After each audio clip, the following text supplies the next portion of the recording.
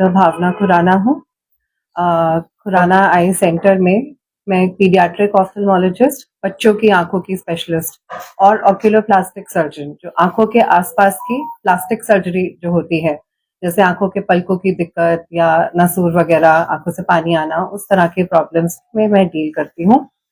और आज हमारे यहाँ हमने गणतंत्र दिवस के उपलक्ष्य में जो कार्यक्रम आयोजित किया था, उसमें हमने सभी ईसीएचएस के जो पेंशनर्स और बेनिफिशियरीज हैं, स्पेशली उनके लिए हमने एक फ्री आई स्क्रीनिंग कैंप की आयोजना आज करी थी। तो वो अभी चल रहा है। हाँ जी, इसका क्या मकसद था? मकसद ये था कि जो हमारे ईसीएचएस के जो बेनिफिशियरीज हैं, उनको और उनकी फैमिलीज को फ्री आई स्क्रीनिंग, फ्री आई चेकअप करना, क्योंकि कुछ ऐसी बीमारियां हैं जो स्क्रीनिंग में ही जांच करने पे पता चलती हैं, जैसे काला मोतिया या रेटिना प्रॉब्लम चल रही होती है, पर वो रेगुलर जब चेकअप करा जाए तो उसमें ही पकड़ी जाती है, और टाइमली वो नहीं पकड़ी जाए तो फिर वो विजन थ्रेटनिंग, नजर उस बीमारियों की वजह से जा सकती है। तो एक ये अवेयरनेस कैंपेन की तरह भी था कि टाइमली डिटेक्शन और रेगुलर आंख का चेकअप और स्क्रीनिंग जरूरी रहता है। कितने लोग इस कैंप का लाभ उठाया आज? काफी सारे ईसीएचएस के लोग आए, अभी भी कैंप चल रहा है। तो हर एज ग्रुप के बच्चे, बूढ़े, ट्रीटमेंट भी जहाँ जहाँ ट्रीटमेंट रिक्वायर्ड है, ट्रीटमेंट भी किया है दवाइयों के उससे, और जहाँ जहाँ सर्जरी रिक्वायर्ड है, सर्जरी की सलाह दी गई है कि किस तरह से यहाँ पे अत्याधुनिक सारे टेक्निक से हर तरह के आंख की सर्जरी करी जा सकती है। ज्यादा दिक्कत तो सफेद मोतिया की ही होती है, स्पेशली क्योंकि वो एज रिलेटेड है। एक उम्र के बाद 50-55 के बाद सफेद मोतिया अधिकतर शुरुआत हो जाती है। तो जो ईसीएचएस के पेंशनर्स हैं, स्पेशली उनमें सफेद मोतिया की ही जो दिक्कत है वो सबसे ज्यादा पाई गई है। तो पैनल की सुविधा है यहाँ, मशीन और पैनल की सुविधा, सारे पैनल्स की सुविधा है इधर। ईसीएचएस की है, हरियाणा गवर्नमेंट की है, आयुष्मान है, बाकी जो भी सारे टीपीएस हैं, तो सारी सुविधाएं उपलब्ध है। ऑपरेशन वगैरह भी होते हैं? बिल्कुल, ऑपरेशन वगैरह होते हैं। आंख की जितनी भी सारी बीमारियां हैं, हर बीमारी का ऑपरेशन यहाँ पे होता है।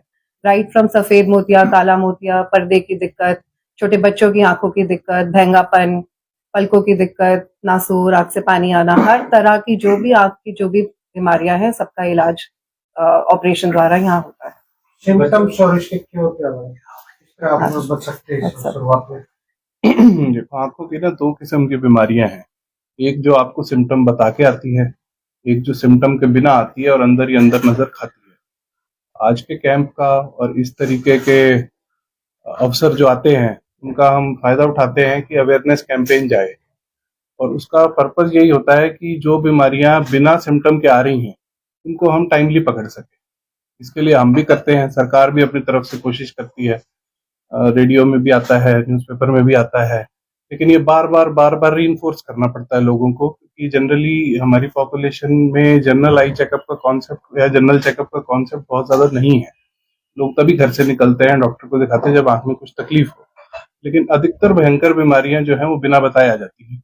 वो जब तकलीफ आपको बता रही है, तब तक तो वो एंड स्टेज पे पहुंच गई। तो हमारा जो मेन इसका मकसद था वो यही था कि भाई ऐसे लोगों को हम टाइमली पकड़ सकें, और अगर उन्हें कुछ है तो एक ट्रीटमेंट के शेड्यूल पे डाल सकें, क्योंकि अक्सर इस तरह की बीमारियां लंबी चलती हैं, ना एक टाइम का ट्रीटमेंट है, ना एक टाइम का चेकअप है। ये तो लंबी प्रक्रिया है, जैसे बीपी, शुगर किसी के शरीर में चल रही है, इसी तरह बहुत बीमारियां जो बिना बताए आ जाती। तो किसी का कोई लक्षण ऐसा बता दीजिए दर्शक देखें। छोटे बच्चों को चश्मे लग जाते हैं। हाँ, बच्चों को जो चश्मे लगते हैं ना, उसका सबसे बड़ा दोषी आज की डेट में उनके माता पिता हैं, जो उनको मोबाइल दे देते हैं खाना खिलाने। इस काम से बिल्कुल बचना चाहिए।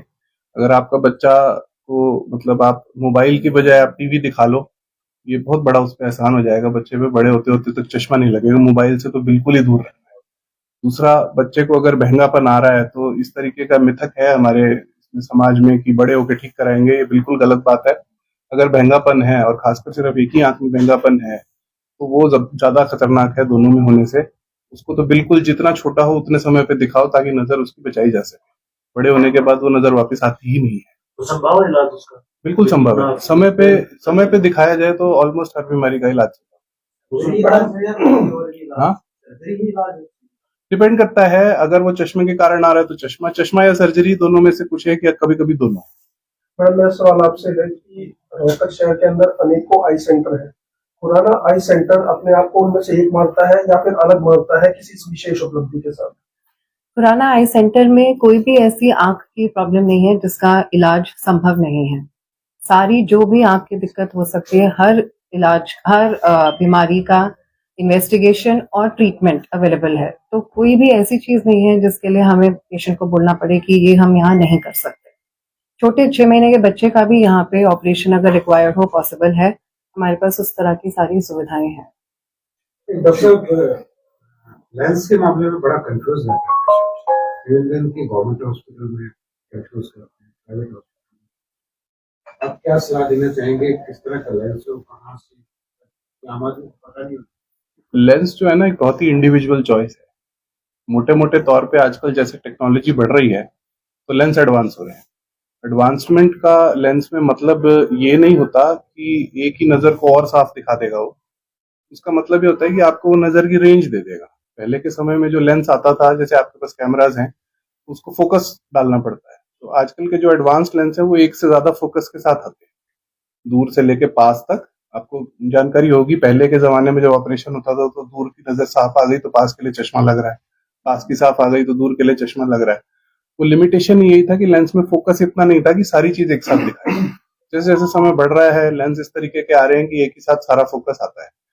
पर इस तरीके के जो लेंस हैं ज्यादा फोकस वाले, ये सबके लिए सूटेबल नहीं होते। ठीक है, इसमें हर इंडिविजुअल पेशेंट को उसको मैच करना पड़ता है, उसकी रिक्वायरमेंट क्या है, उसकी आंख अंदर से कैसी है, उसका पर्दा कैसा है, और जो जो एडवांस लेंस है ये उसकी आंख हैंडल कर पाएगी कि नहीं कर पाएगी। ठीक है, जो भी जैसे एडवांस चीज होती है, जैसे मान लो कोई एडवांस गाड़ी किसी ने ले ली तो उसके लिए उसकी सड़क भी चाहिए कि जिसपे वो चलाई जा सके अपनी स्पीड से। उसी तरीके से एडवांस लेंस के लिए रेटिना ठीक होना, कॉर्निया ठीक होना और बाकी जितने भी आंख के अंदर मैकेनिज्म है वो ठीक होना बहुत जरूरी है। इसलिए ये कोई मतलब जनरल एडवाइस नहीं है कि भाई एडवांस लेंस सब लगा सके। जिसको जरूरत है और जिसकी आंख अलाउ करती है उसको लगवाना चाहिए। ये तो बात आपने लेंस की सुटेबल होनी है। हाँ, मेरा मतलब ये था कि लेंस के नाम पे पेशेंट को लूटा जाता है।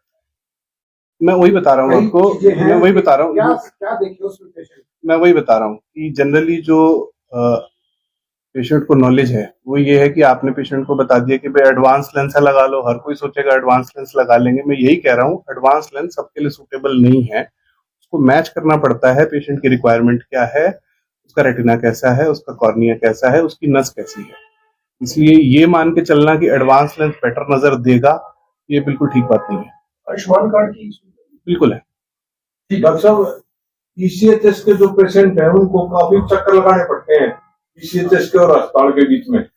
कोई है व्यवस्था तो उन बेचारों को, पूर्व सैनिकों को कुछ सुविधा ऐसा है, हम आम अस्पतालों में लेके भी आते हैं, छोड़ के भी जाते हैं। हम अपनी तरफ से पूरी सुविधा देते हैं, लाने ले जाने की पूरी है, पेपर वर्क एक ही बार में पूरा कर देते हैं। क्योंकि ये बेनिफिशरीज हैं तो ये सरकार की तरफ से प्रक्रिया है। सरकार कोशिश कर रही है, हर चीज में डिजिटाइजेशन ला रही है। पहले के मुकाबले में काफी सुधार आया है, उम्मीद है जल्दी जल्दी और सुधार आ जाएगा, एक ही बार में काम हो जाएगा। ईसीएचएस के मरीजों को के लिए डेडिकेटेड हमारे पास स्टाफ है जो उनको सारे हेल्प करता है, उनके पेपर वर्क वगैरह। ईसीएचएस का डेस्क का स्टाफ है।